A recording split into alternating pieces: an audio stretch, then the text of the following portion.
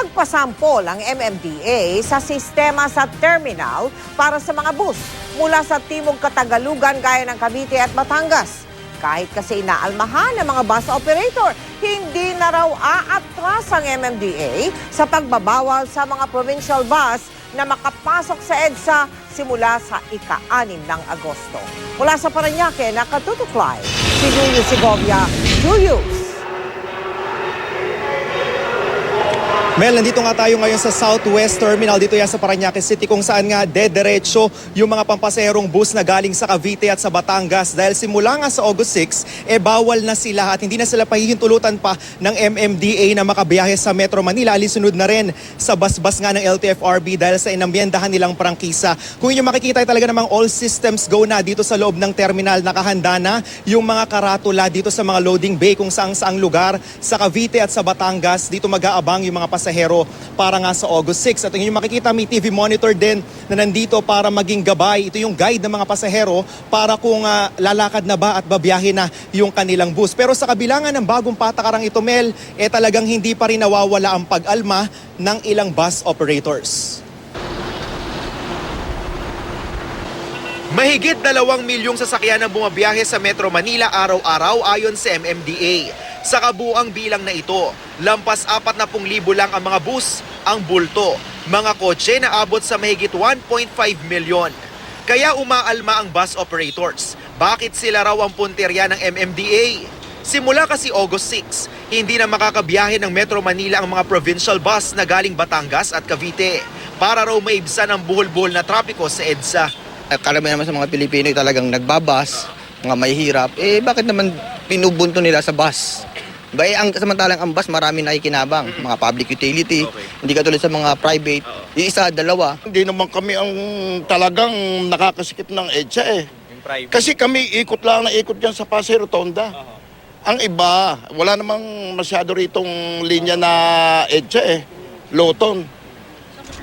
Pero ang MMDA, dinipensa ng bagong patakaran na may basbas pa raw ng LTFRB sakay ng bus. Isinama ni MMDA Chairman Francis Tolentino ang operator sa Southwest Terminal kung saan magbababa ng mga pasahero ang mga provincial bus na galing Cavite at Batangas. Yung sinasabi po ng ilang operators, bakit hindi yung private vehicles daw? Siguro kayo makakasagot nun. Pag sinabi mo sa private naman, sabihin, ba't hindi yung bus? Kasi ang perception, yung overcapacity natin attributed to big vehicles. Ipinakita rin ni Tolentino sa mga bus operator ang kabuuan ng terminal mula sa unloading area hanggang sa kayan papasok ng Metro Manila. May de-aircon na waiting area ng mga pasaherong pabalik ng probinsya. Kung lalabas, paging passenger, Julius Segovia, your bus is now leaving, ganon. May staging area rin ng mga bus para hindi raw magsiksikan sa mismong terminal.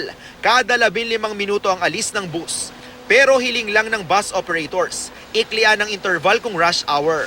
Pagka maraming pila rito, ay di sisipat na kami para makabiyahe kami ng another. Kung antay namin dito, baka tanghali na bago kami makabalik. Wala nang kita. Wala nang kita. Wala naman daw problema ayon sa MMDA, maging sa terminal facilities.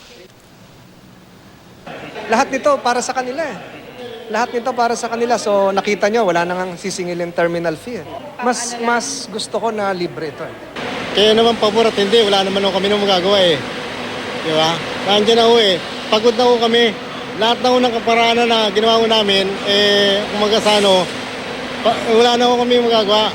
Di lang naman daw mga bus ang plano nilang i-regulate, sabi ng LTFRB.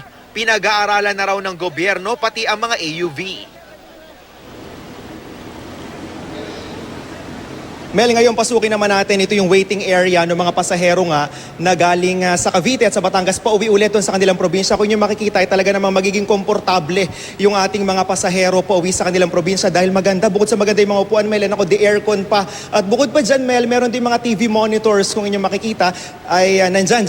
Bukod dun sa mga biyahe, yung magiging guide nila, sabi nga ng MMDA, maglalagay rin daw sila ng DVD para kahit papaano yung malibang daw yung ating mga pasaherong nag-aantay ng kanilang mga bus. Kaya nga sabi ng MMDA, pakiusap nila, Mel, bigyan daw sana muna ng tsansa itong kanilang bagong programa bago daw almahan dahil hindi naman daw band-aid solution yung kanilang iniisip kundi pang long term. Yan muna ang latest mula sa Parañaque. Balik sa'yo, Mel. Maraming salamat sa iyo, Julius Segovia.